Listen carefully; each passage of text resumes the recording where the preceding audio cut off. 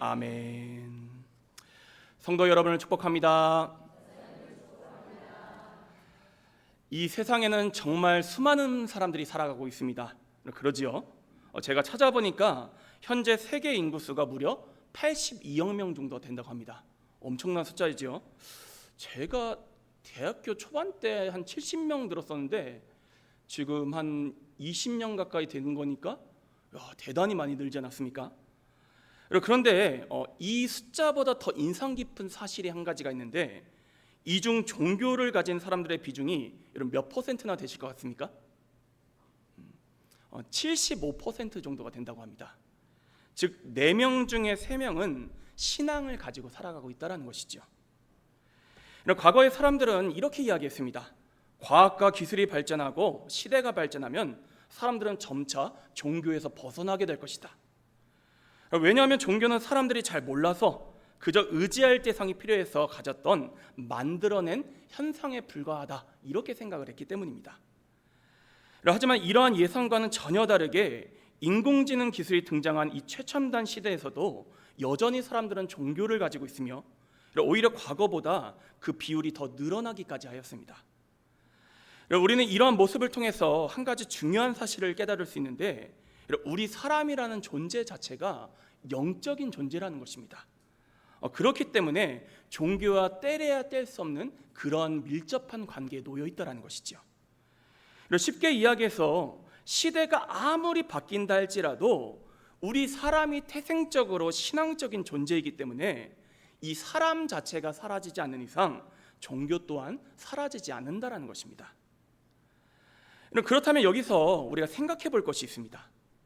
그러면 도대체 종교란 무엇일까요? 본능이라는 것은 둘째치고 종교를 통해서 사람들은 무엇을 기대하기 때문에 이렇게 열심히 신앙생활을 하는 것일까요? 한번 신앙심이 강한 분들을 가만히 살펴보십시오.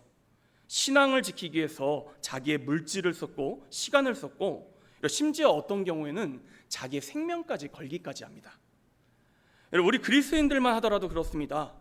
다른 사람들 다 놀러가고 쉬는 일요일에 늘 나와서 예배를 드리고 있습니다. 사실 종교가 없는 사람들 입장에서는 이해하기 어려운 모습이죠. 예전에 제가 군대에서 군종장교로 복무할 때 있었던 일입니다. 주일이 되면 간부들이 병사 친구들을 인솔하여 교회로 오는데 저를 보시면 꼭 이렇게 말씀하셨습니다. 목사님, 오늘도 아이들에게 좋은 말씀 많이 들려주셔서 좋은 사람 되게 해주십시오. 종교를 통해서 이 간부분께서 기대하는 바는 단순했습니다. 사병들이 마음의 안정을 얻고 인성도 함양하여서 아무런 사고 없이 부대가 운영되는 것입니다. 물론 신앙생활이 이러한 역할을 감당하는 것도 맞습니다. 그리고 필요하기도 합니다.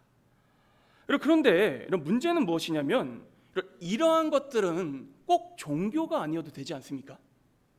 어떤 경우에는요, 영화나 드라마 혹은 명강사의 강연회를 통해서도 충분히 이러한 목적들을 달성할 수가 있습니다. 다른 목적들도 다 마찬가지입니다. 어떤 사람들은 사람들과 친교를 나누기 위해서, 돈을 벌기 위해서, 사업을 홍보하기 위해서 등등 다양한 목적으로 신앙생활을 시작합니다. 제가 이러한 것들을 나쁘다고 이야기하는 게 아닙니다. 아니, 처음부터 신앙이 투철해서 교회에 다니는 사람이 몇이나 되겠습니까? 하지만 질문해 봐야 될 것은 무엇이냐? 그러한 것들은 꼭 종교가 아니어도 다른 수단을 통해서도 충분히 해결할 수 있다는 것입니다. 무슨 말씀을 지금 드리고 싶으냐? 단순히 그러한 이유들로 전체 세계 인구의 75%나 되는 사람들이 종교를 가지고 있는 이유를 설명하기는 어렵다는 것입니다. 그보다는 사람들이 신앙생활을 하는 더 궁극적이고 본질적인 이유가 있다는 것이죠. 그것은 다른 것이 아니라 바로 구원을 받기 위해서입니다. 함께 따라하겠습니다. 종교를 가지는 진짜 목적은 구원을 받기 위해서다. 우리 중고등부 친구들, 종교 생활을 하는 궁극적인 목적이 뭐라고요? 뭘 받기 위해서? 구원을 받기 위해서. 다 듣고 있어요. 이거 봐요. 전 믿습니다. 우리 입교 세례 친구들 잘 듣고 계신 줄로 믿습니다. 또 한번 따라해 보겠습니다. 신앙생활의 본질은 예수 믿고 천국 가기 위해서다. 고백하십니까? 교회에 오면 목사들이 귀가 아프도록 사용하는 단어 중에 하나가 바로 구원이라는 단어입니다. 한 번 더 따라해 볼까요? 구원. 이 말을 풀어보자면 어려움에 빠진 사람들을 도와준다는 뜻입니다. 만약 사람들이 구원을 받기 위해서 신앙을 가진다면 이 말인즉 사람들이 지금 어려움에 빠져 있다는 뜻이 됩니다. 그래서 실제로 몸이 아프거나 경제적으로 어려운 이들이 종교를 의지하는 경우들이 많습니다. 아니, 저만 하더라도 몸이 아프면 평소보다 더 하나님을 의지하게 됩니다. 특별히 의사를 통해 고치기 힘든 병이다? 그러면 더더욱 신앙을 의지하게 된다는 것이죠. 그런데 여기서도 우리가 생각해 볼 만한 대목이 있습니다. 모든 사람이 그렇다고 몸이 다 아픈 건 아니지 않습니까? 또요, 모든 사람이 다 경제적인 어려움에 처해 있는 것도 아닙니다. 단순히 질병을 치료하는 목적이 종교의 목적이라면 교회가 아니라 병원이 답일 수도 있다는 것이죠. 경제적인 문제를 해결하는 방법도 다른 길로도 충분히 해결이 가능합니다. 하지만 모든 사람이, 즉 어린아이건 어르신이건 남자건 여자건 부자건 가난한 사람이건 간에 모든 사람들이 공통적으로 처해 있고 우리 사람의 힘으로 절대 해결할 수 없는 이런 공통적인 어려움이 있다는 것입니다. 그것이 무엇일까요? 바로 죽음의 문제라는 것이지요. 함께 따라하겠습니다. 모든 사람이 똑같이 처해 있는 어려움은 죽음의 문제이다. 질문 드려보겠습니다. 앞에 있는 이신환 목사 죽습니까? 안 죽습니까? 예, 저도 죽습니다. 이 자리에 앉아 계신 분들 중에서 죽음을 피할 수 있는 분 단 한 분이라도 계십니까? 돈이 많건 적건 잘생겼건 키가 크건 못났건 간에 모든 사람들은 다 어떻게 된다고요? 죽는다라는 거예요. 이게 바로 우리가 공통적으로 처해 있는 어려움입니다. 이런 죽음의 문제를 해결하는 것, 바로 이것이 종교의 본질이라는 것이죠. 한번 잘 생각해 보십시오. 이 죽음을 극복하는 길은요, 오직 종교만이 이야기를 합니다.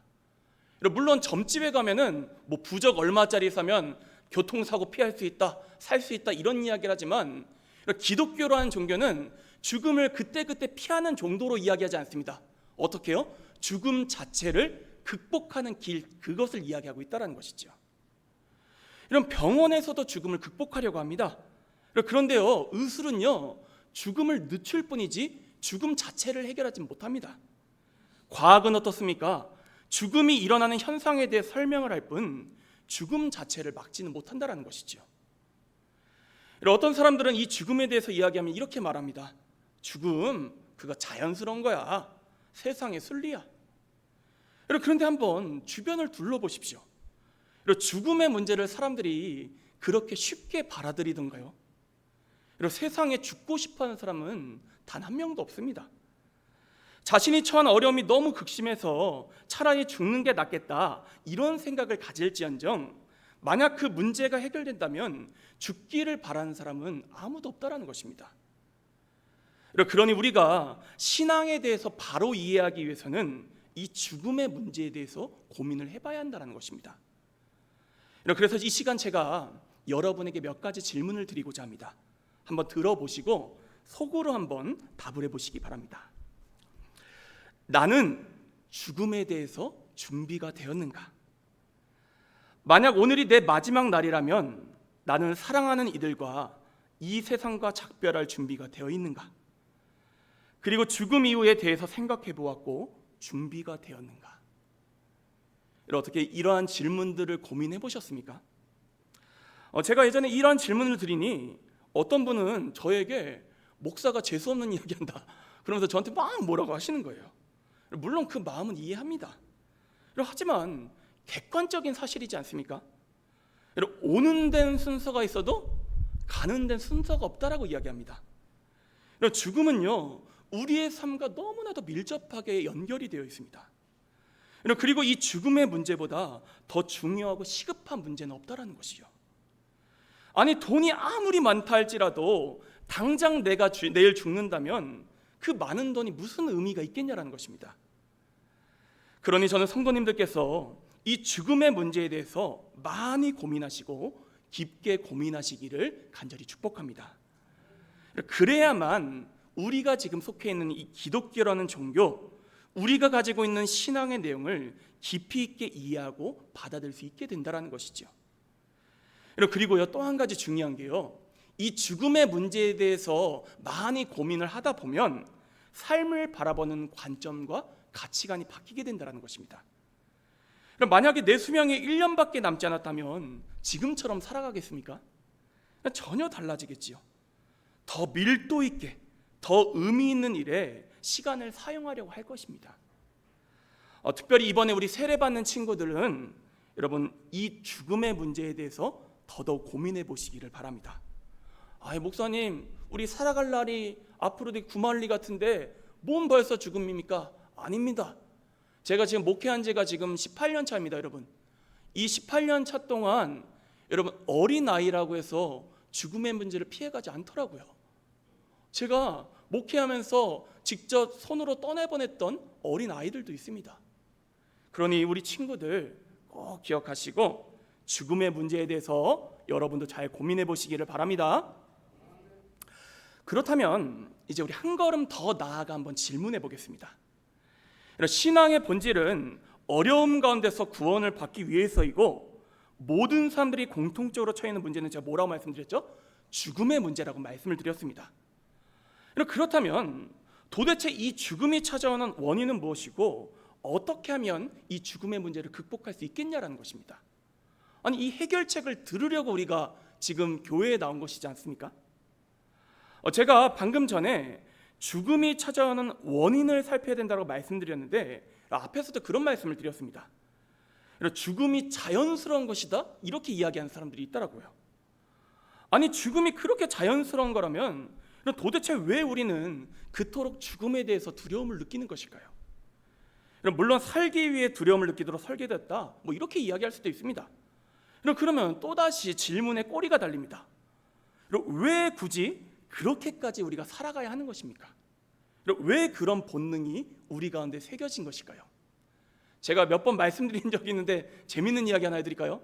지금은 돌아가신 저희 할머니가 계십니다. 맨날 저를 붙잡으면 신이야, 내가 빨리 죽어야지, 너네가 편할 텐데, 이런 이야기를 그렇게 하셨어요. 근데 이 마음이 진짜입니까? 가짜입니까? 가짜예요. 그런 양반께서 하루에 약을 갖다 10가지를 넘게 챙겨 드세요. 제가 이 모습을 보면서 죽음의 문제는 어른이건 아이건 모두에게 똑같이 어려운 문제구나, 이걸 갖다가 깨닫게 되었습니다. 그럼 무슨 말씀을 지금 드리고 싶으냐? 원래부터 죽음은요, 자연스럽고 당연한 게 아니었다라는 것입니다. 그렇기 때문에 우리가 이 죽음을 그렇게도 불편해하고 어려워하는 것입니다. 이렇게 된 데에는요, 원인이 있다라는 것이죠.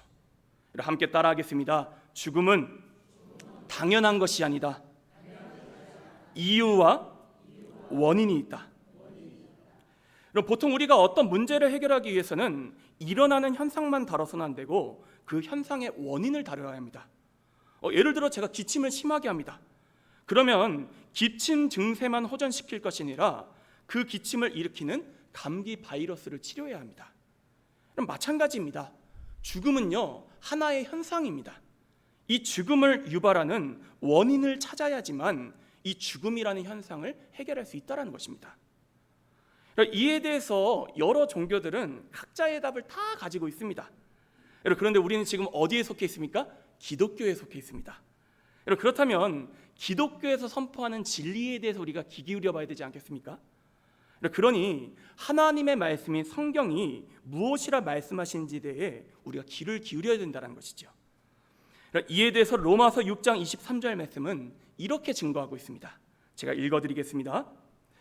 죄의 삭은 사망이요 하나님의 은사는 그리스도 예수 우리 주 안에 있는 영생이니라. 이런 죄의 결과가 무엇이라고요? 사망, 죽음이라는 것입니다. 우리가 죽게 된 이유가 무엇 때문이라고요? 죄 때문이다. 오늘 말씀이 선포하고 있습니다. 함께 따라하겠습니다. 죽음의 원인은 죄 때문이다. 죽음의 원인이 뭐라고요? 그럼 죄의 결과는 무엇입니까? 죽음입니다. 이해가 되셨죠? 창세기 말씀을 보면 첫 번째 사람인 아담과 하와의 이야기가 나옵니다. 원래 하나님이 처음 지으셨던 세상은요, 죽음이 없던 완벽한 세상이었습니다. 그런데 이 첫사람 아담과 하와가 죄를 짓자 이 세상에 죽음이 들어오게 됩니다. 원래는 하나님과 더불어 영원토록 살아가도록 창조된 존재인 사람이 죽는 존재로 전락하게 되었고, 이로 인해 수많은 고통과 아픔이 시작되었다라고 말씀이 우리 가운데 증거하고 있습니다. 그러니 우리가 죽음의 문제를 해결하는 방법은 간단합니다. 원인인 죄의 문제를 해결하면 된다는 것입니다. 그런데 또 성경 말씀은 우리 가운데 이렇게 증거합니다. 로마서 3장 23절 말씀입니다. 제가 읽어드리겠습니다. 모든 사람이 죄를 범하였음에 하나님의 영광에 이르지 못하더니. 함께 따라하겠습니다. 모든 사람이 죄인으로 태어납니다. 나는 죄인입니다. 우리 모두는 죄인입니다. 우리 중고등부 친구들, 모든 사람이 뭘로 태어났다고요? 네. 고백하십니까? 앞에는 이신희 목사 죄인입니까? 아닙니까? 아니, 저처럼 착한 사람을 두고 죄인이라 하시면 됩니까? 네. 농담이고요. 어떤 분들은 이렇게 이야기하면 방금 제가 이야기했던 것처럼 자기가 왜 죄인이냐고 따지고 듭니다. 그런데 아까 제가 뭐라고 말씀드렸죠? 죽음의 원인이 뭐라고요? 죄다. 성경 말씀대로라면 일단 내가 죽음의 문제를 맞닥뜨리고 있다? 그러면 원인인 죄의 문제를 가지고 있다는 뜻입니다. 그리고 또 한 가지, 정말로 여러분께서는 죄의 문제로부터 자유로우신가요? 태어나서 단 한 번도 죄를 지으신 적이 없으신가요? 제가 이런 질문을 드리면 또 이렇게 이야기하기도 합니다. 목사님, 그래도 저는 저 사람보다는 선하게 살았습니다. 나 정도면요 깨끗하게 산 편입니다. 그런데 이건 비교해서 그런 거지 객관적으로 죄가 없다는 뜻은 아니지 않습니까? 그러니 우리는 성경의 가르침, 모든 사람이 죄를 범하였다, 모든 사람이 죄인으로 태어났다 선포하는 진리를 깊게 생각해보고 인정할 수 있어야 한다는 것입니다. 왜냐하면 모든 문제의 해결은 내가 처해 있는 상태 그리고 원인을 인정하는 데서부터 시작하기 때문입니다. 함께 따라하겠습니다. 나는 죄인입니다. 바로 이 사실을 인정하는 데서부터 기독교 신앙이 시작합니다. 만약 내가 죄인인 걸 인정하지 못하겠다? 그러면 이 사람에게는요 세례도 필요 없고 복음도 필요가 없습니다. 혼자서 알아서 살아가면 됩니다. 그러나 나 혼자 죽음의 문제를 해결하지 못하겠고 내가 죄인인 걸 인정한다면 복음과 세례는 이 사람에게 반드시 필요한 게 된다는 것입니다. 그렇다면 이제 우리가 함께 마지막으로 한번 생각해 보겠습니다. 죽음의 원인이 죄인 건 알겠는데 그러면 어떻게 할 때에 이 죄의 문제를 해결할 수 있겠냐라는 것입니다. 서로가 서로의 죄를 용서해 주면 되는 것일까요? 아니, 제가 방금 전에 모든 사람이 죄인이라고 하지 않았습니까? 죄인이 죄인의 문제를 해결해 줄 수 있습니까? 없습니까? 말이 안 되지 않습니까? 아니, 나도 죄인인데요. 이는 마치 온몸에 진흙이 잔뜩 묻은 사람이 진흙 묻은 다른 사람을 닦아주겠다고 이야기하는 것과 똑같다는 것입니다. 오히려 이것을 해결하기 위해서는요 진흙 묻은 사람이 아니라 진흙과 상관없는 깨끗한 물로 씻어나면 된다는 것이죠. 마찬가지로 우리 사람의 죄의 문제를 해결하기 위해서는 이 죄와 전혀 상관없는 존재가 우리를 도와주셔야 합니다. 그분에 대해서 히브리서 4장 14절과 15절 말씀은 이렇게 증거하고 있습니다. 말씀을 잘 들어보시기 바랍니다. 그러므로 우리에게 큰 대제사장이 계시니 승천하시니 곧 하나님의 아들 예수시라. 우리가 믿는 도리를 굳게 잡을지어다. 우리에게 있는 대제사장 하나님의 아들 예수 그리스도는 우리의 연약함을 동정하지 못하실 리가 아니요 모든 일에 우리와 똑같이 시험을 받으신 이로되 죄는 없으시니라. 그분이 누구시라고요? 예수 그리스도, 하나님의 아들 예수님. 그리고 이 예수님께서 어떤 분이시라고요? 죄가 없으신 분이라는 것입니다. 함께 따라하겠습니다. 예수님은 죄가 없으신 하나님의 아들이십니다. 고백하십니까? 그래서 교회에 가면요 그렇게 예수님 이야기를 그렇게 합니다. 예수님을 믿어야 합니다. 예수님 외에는 다른 구원의 길이 없습니다. 얼마나 많이 하는지 전라도 말로 정말 징할 정도로 이야기를 합니다. 그런데 그렇게 이야기하는 이유가 바로 여기에 있다는 것입니다. 오직 예수님께서만이 죄가 없으신 유일한 분이시기 때문입니다.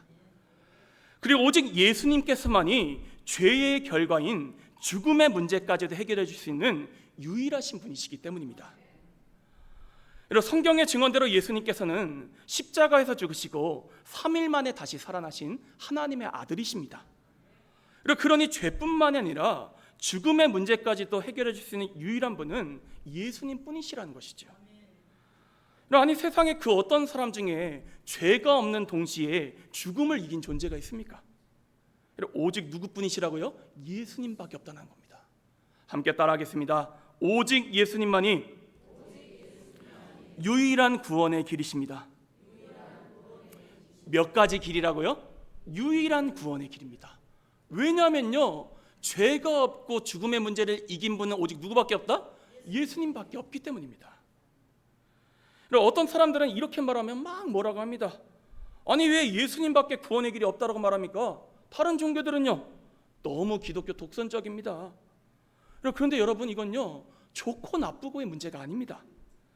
죄와 죽음으로부터 완전히 자유로우시고 우리를 도와주실 수 있는 분은 오직 예수님 한 분이시기 때문입니다. 그러니 우리가 구원을 받기 위해서 해야 될 일은 단순합니다. 우리를 도와주실 수 있는 이 예수님께 우리의 문제를 맡겨드리고 도움을 구해야 된다는 것입니다. 앞서 이야기한 대로 이런 교회에 오면 예수님을 믿어야 한다는 말을 많이 한다고 했습니다. 그런데 어떤 분들에겐 도대체 예수님을 믿는 게 뭘까? 믿는다는 말이 뭔지는 대충 감은 오는데 정확히 뭘까? 아마 어렵게 다가오시는 분들도 분명히 있을 것입니다. 그런데요 믿는다는 건 어려운 게 아닙니다. 바로 인정하는 것입니다. 함께 따라하겠습니다. 믿음은 인정하는 것이다. 예를 들어서 여러분이 저를 믿으시면 어떻게 해요? 오늘 저와 함께 11시 예배 만나기로 했습니다. 그런데 제가 이제 예배 한 1시간 전부터 제가 안 보니까 성도님이 불안하신 거예요. 1시간 전에 전화하고 30분 전에 전화하고 목사님 오실 거죠? 10분 전에 전화하고 이러면 이 사람 믿는 거야 안 믿는 거예요? 이러면 저를 갖다가 많이 믿으면 어떻게 해요? 목사님이 11시에 알아서 오시겠거니 이렇게 생각하고 인정하는 것입니다. 믿음이란 바로 이런 거라는 거예요. 다시 한번 따라하겠습니다. 믿음은 인정하는 것이다. 예수님께서 나의 죄와 죽음의 문제를 해결해 주실 수 있는 유일한 분이시다. 이 사실을 인정하고 도움을 구하는 게 바로 예수님을 믿는다라는 것입니다. 우리가 이처럼 예수님을 믿고 그분께 도우심을 구하면 예수님은 우리를 도와주시는 분이십니다. 먼저는 죄의 문제를 씻어주시고 죽음의 문제까지 해결해 주십니다. 그렇게 오늘 우리가 함께 읽었던 요한복음 3장 16절 말씀은 우리 가운데 이렇게 선포하고 있습니다. 하나님이 세상을 이처럼 사랑하사 독생자 예수님을 보내주셨으니 이는 예수님을 믿는 자마다 멸망하지 않고 영원한 생명을 얻게 하려 하심이라. 아멘이십니까? 이런 세상을 살아가면서 중요한 문제들 많이 있지요. 돈을 버는 것 중요합니다. 공부하고 취직하고 결혼하는 것 다 중요한 일입니다. 그런데 그 문제들이 아무리 중요하다 할지라도 죽음의 문제보다 더 중요하겠습니까? 용서하고 들으십시오. 우리 최민아 권사님. 제가 최민아 권사님 이제 되게 신방을 하면서 제가 말씀을 들어보니까 작년에 지금은 이렇게 건강하시지만 작년에 그 죽음의 문턱까지 가셨다. 이런 이야기를 제가 들었던 적이 있습니다. 그러면서 저한테 뭐라고 말씀하시냐면 이렇게 죽음의 문제 앞에 서보게 되니 정말로 중요한 게 무엇인지 보이시더라. 그런 말씀을 저에게 하시더라고요. 저는 이 말씀을 듣는데 하나님께서 우리 권사님을 참 많이 사랑하시는구나. 그래서 깨닫게 하시려고 이런 시간들을 주셨구나 하는 그런 감동이 찾아왔습니다. 그렇습니다. 죽음 앞에 한번 서면요 우선순위가 완전히 바뀌게 됩니다. 죽음 앞에 서면요 죽음보다 더 중요한 문제는 없게 됩니다. 그리고 제대로 죽음 앞에 서면요 이 죽음의 문제는 너무나도 두렵습니다. 이때에 이 두려운 죽음의 문제로부터 우리를 구원해 줄 수 있는 분은 누구시냐?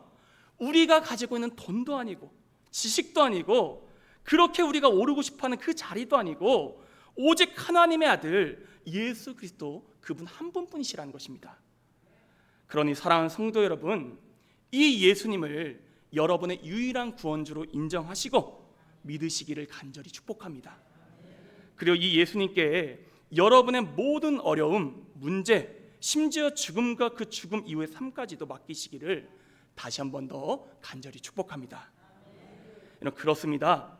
세례를 받는다라는 건요, 내가 예수님을 나의 유일한 구원주로 인정한다라는 것입니다. 우리 중고등부 친구들 다시 한 번 더 집중해서 들어보세요. 세례를 왜 받냐? 여러분, 내가 예수님을 나의 유일한 구원주로 인정하고 있다라는 것을 사람들 앞에서 고백하기 위해서라는 거예요. 여러분, 이 믿음을 예식으로서 여러 증인들 앞에서 증언하는 시간이 세례라는 것입니다. 그러니 이번에 세례를 받으시려는 분들께서 준비하셔야 될 단 한 가지가 있다면 바로 예수님을 믿는 믿음입니다. 그러므로 오늘 전한 이 말씀을 꼭 기억하시고 예수님을 여러분의 유일한 구원주로 믿는 역사가 있게 되기를 간절히 축복합니다. 이 시간 모두 가슴에 손을 얹으시고 눈을 감으시고 저를 따라서 한번 우리 뜻과 의미를 생각하며 마음을 담아 함께 고백하겠습니다. 예수님, 나는 죄인입니다. 그러나 예수님께서 나를 구원하시기 위해 십자가에서 죽으시고 부활하신 것을 믿습니다. 그리고 예수님을 믿는 나의 죄를 씻어주시고 죽음에서 건져 천국으로 인도해 주실 것을 믿습니다. 예수님은 나의 유일한 구원주이십니다. 내가 예수님을 믿습니다. 이 믿음의 고백 꼭 붙잡고 나아가는 저와 여러분 모두가 될 수 있기를 다시 한번 축복합니다. 함께 기도하도록 하겠습니다.